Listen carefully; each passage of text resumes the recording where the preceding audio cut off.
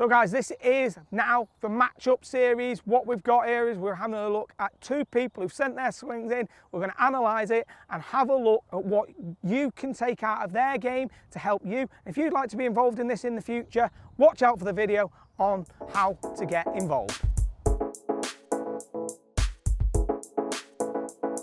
So guys, we've started this new series called Matchups. So this is about you guys sending in your swings and me then helping you get the most out of it and some little changes that you can apply and hopefully enhance your own golf game.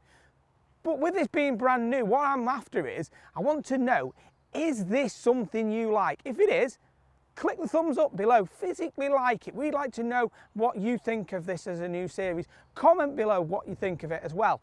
Because this is really important, because for me, this is about creating the content to help you guys, okay? And I'd like to know what you guys think of this content.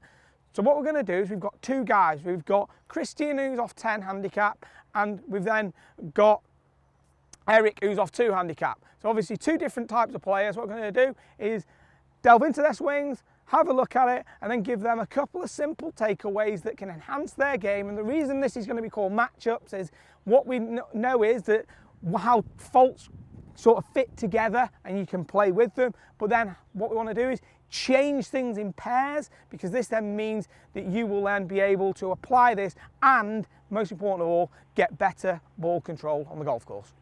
So first up here is Christian. So Christian, 10 handicap, and his problem is that he's got really inconsistent control of the golf ball. He can hit it in a variety of different directions. What we're going to see though is that downswing wise, this is absolutely fantastic. He delivers the club so well, and I think through the ball, it's a downswing that we'd all like to have, but obviously he's struggling for control. Let's have a look at where that control starts to become a problem.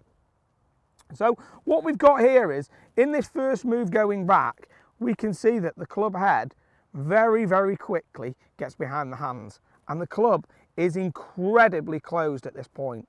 So there's the club face, and it's closed big time relative to that spine angle. What we then see is, as he keeps going back from here, the club gets really behind the hands. Now, because it's so far behind the hands, he's then tilting forwards, and we don't have much wrist set. The club's really closed here, and then up at the top, we see that this right elbow here is big time behind the hip, okay? So that's going to make it really difficult on the way through the shot. So what he then does is, as he comes through, he does a great job now of getting those arms back out in front, and from here, then really rotates through the ball so nicely, doesn't lose any right palm pressure, coming through the ball, rotates through with a very, very stable club face, phenomenal rotation of the body through impact, really opens up through the ball. That is great, but we can see the way that the club is being delivered on the way down here, it's a little bit too closed in terms of face angle, and that's obviously going to make it difficult in terms of trajectory control. What we'll see as well is, just during this first move here, is just how those arms immediately move away from the body and the club gets trapped behind him.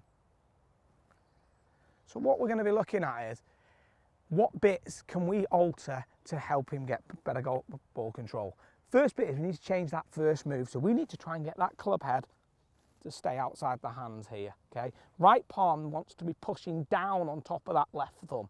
That will then elevate the toe of the club up in the air. So toe of the club works upwards, and then from here, as he then continues to set the club, get it working much more upright, okay? And a reference point will be that the butt of the club is pointing back down towards the ball at halfway back, and the club face will be in a more neutral position here, okay? I'd like it to be somewhere between, as to start off with, very square, which would be this position, and parallel to the spine. So somewhere in there would be a great ballpark to start off with. Then from here, what we're going to be then seeing is that arms can then stay in front of the body. The right palm pressure we had at the start will then push against the left thumb, which will load the front of the shoulder and keep the arms in front. From there, have much more space on the way down for those arms to deliver into impact, and then take advantage of that absolutely brilliant 10 out of 10 downswing. In fairness, it's great. But the main bit we're going to try and get is get that palm pressure down, because that could be one swing thought, because this then gets the toe working upwards and helps to keep the elbow in front at the top of the backswing and keep width in the swing rather than the arms getting behind here. The arms get behind just because the club's so closed here, they then work upwards and back. So what we're going to try and do is the matchup of the pairs here is getting that toe of the club more up and the face a bit more neutral at halfway back, and then at the top get that width, but it's all going to be combined with that right palm pressure, which will give width and set the club. So this should be a really good solution because it's one swing thought to fix two problems. So guys, we're going to now have a look at Eric's swing. So Eric is a 2 handicapper and he struggles with pulls and overdraws. So to tell you where my mind went with this one, obviously both of those sound to me like it's going to be a closed club face issue, because obviously if it's a draw and it's got an overdraw, maybe path gets a little big, but a pull is definitely won't be a path pull, it will be a club face issue. So the ball starts left and maybe draws off, but it's definitely starting to the left of the target. So what we've got here is, setup looks great, and what we'll see here, first move away, really good first move back, club head outside the hands, leading edge matching the spine, that's great. Set's pretty good, a little bit under the forearm, but nothing really to worry about. But as we get towards the top of the backswing here, at this point it looks good, but as we continue going towards that top of the backswing now, the shaft is quite laid off relative to the arm. So what we're looking at here is, there's the golf shaft, here's the arm alignment, so it's quite laid off. So what's going to happen now is, as he starts his downswing, that club drops further behind the hands, okay? And now as it's got further behind the hands, the elbow and the arms are a little bit trapped behind the body. So what he does is, because it's laid off too much, the right hand grabs against the shaft, steepens it out, throws it a little bit shut in the face too much, okay? So it's going from, he shallows early in transition, then starts to steepen it halfway down, but obviously gets it quite shallow at the bottom. So it's the closed club face is what's creating this path, and shallows it out at the bottom. But while he's shallowing out at the bottom to try and find room at impact, he got a lot of flip here. So we see how a lot of closure rate in the toe of the club, and we can see right here how the club head is very much past the hands, and that is that classic flip, which is making the timing very difficult. When we have a look at this now from the front view, what we see right here is, setup looks absolutely fantastic. Okay, we're going to take it to the top of the backswing. We get a little bit of lean at the top of the backswing right here, so that upper body's slightly leaning towards the target. It's nothing too much of a killer, but here's where we see the issues at impact. So we start to see downswing, arms a little bit behind the body, as we know from down the line, but if we didn't have the down the line, we wouldn't be able to tell it from this view. But there, what we see now is, if we just highlight the head here, what we'll see is the head starts to drop to the right too much, takes him further from the ball, therefore he has to extend that right palm in order to square the face. So we see a couple of issues there. We've got club too far laid off at the top, so once that club gets laid off too much in this direction at the top, and then it shallows, it's now really behind the hands. So what has to happen is that right hand grabs a little to sort of get the club back online, okay? That then shuts the face, and then from here he then drops the head backwards, which takes him further from the ball, which gets him that inside out approach, so it gets him that shallowness, which gives him the draw. But then obviously we have a lot of hand manipulation through impact right here. Now, that hand manipulation is there out of everything in order just to get the strike on the ball. He doesn't want to have that hand action, but he has to have it because he's moving further away from the ball. If I go further back this way, I have to extend to reach that ball, and then he obviously has a lot of flip.